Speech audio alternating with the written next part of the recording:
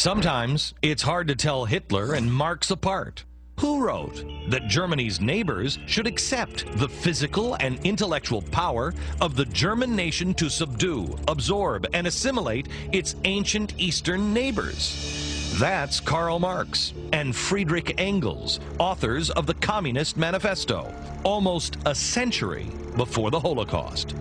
Hitler's underlying admiration for Marxism was obvious. When I made the film, I was expecting actually that there will be similarities between Nazism and Soviet communism, but I was actually amazed to discover how similar were those posters, and the posters were so similar that as if one artist had drawn them. Of course, I think it is because they were both, their ideologies were very similar, and their expression, therefore, was very similar as well. In Mein Kampf, Hitler writes about the Nazi party flag, which is this big red flag with a white disc in the middle and the swastika in the center. Hitler explains quite clearly in Mein Kampf that the red, the big sea of red that the swastika was in, was intended to attract socialists to his movement. But the red flag was the emblem of the communists. It's the reason why we call them the Reds. But it went deeper than similar ideology and imagery. Until Germany launched a surprise attack on the Soviet Union in 1941, the Nazis and the Soviets worked together. They even put it in writing, signing what was originally sold as a non-aggression pact. But just weeks later, they would invade Poland from opposite sides. It wasn't until much later that we would learn the full scope of the agreement. They signed an agreement in 1939 that was called the Ribbentrop-Molotov Pact, which had secret protocol attached to it. And according to that secret protocol, they agreed on the division of the neighboring countries between Nazi Germany and the Soviet Union. Then there was a secret protocol.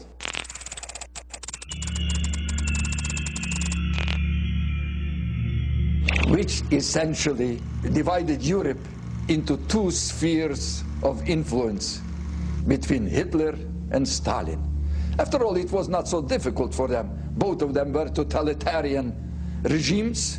They understood each other. The Soviets were delivering all kinds of raw materials to the Germans. It was not just theoretical friendship. An aspect of their collaboration was the mutual exchange of prisoners. Basically, German communists and Jews, they fled to the Soviet Union in order to be safe. The Soviet Union sent them back to the Gestapo. And many of them, of course, were killed there and perished in the Nazi concentration camps. But is this just a story of brutal, iron-fisted dictators? Or something inherent in the philosophy? The fathers of communism, Marx and Engels, believed that societies would evolve from capitalism to socialism. But they acknowledged that there were still what they called primitive societies that hadn't even evolved into capitalists yet. They called them racial trash. As the revolution happens, the classes and the races too weak to master the new conditions of life must give way. There was only one thing left for those too far behind in the process of societal evolution. The chief mission of all other races and peoples, large and small, is to perish in the revolutionary Holocaust. Up until the horrors of Hitler, prominent socialist supporters discussed these ideas out in the open. Nobel Prize winner, Fabian socialist, and prominent Soviet supporter, George Bernard Shaw. I don't want to punish anybody, but there are an extraordinary number of people whom I want to kill. I think it would be a good thing to make everybody come before a properly appointed board, just as he might come before the income tax commissioners, and say every 5 years or every 7 years, just put him there and say, sir or madam, now will you be kind enough to justify your existence?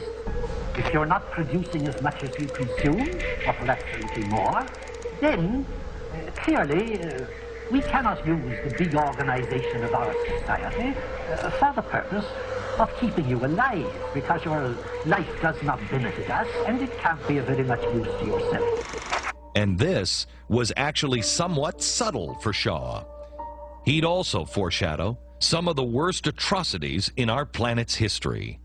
He wrote, "I appeal to the chemists to discover a humane gas that will kill instantly and painlessly. In short, a gentlemanly gas, deadly by all means, but humane, not cruel." People like George Bernard Shaw were convinced that overpopulation was this terrible, terrible problem, particularly because the unfit, the genetically less desirable, were swamping the good genetic types. In the late 19th century, there are almost the cream of British intelligentsia embracing eugenics well into the early 20th century, saying that thousands, millions had to be marched off into gas chambers and liquidated. George Bernard Shaw has this great line where he says, you know, we should do it while playing lovely classical music as we march them into the gas chambers. The idea, a lot of people seem to think that this concept of the gas chamber as a tool of social policy was invented by the Nazis. It wasn't. It was, you know, and I mean this in the most disgusting, evil way, it was perfected by the Nazis. But this idea of using things like gas chambers to kill off millions of people so that the rest of the good guys could prosper and move to the sunny uplands of history was immensely popular. All of these systems are based on the idea that we know better. If the little people get in the way of our plan, well, first we'll go around them, and then we'll destroy them. This arrogance always ends exactly the same way.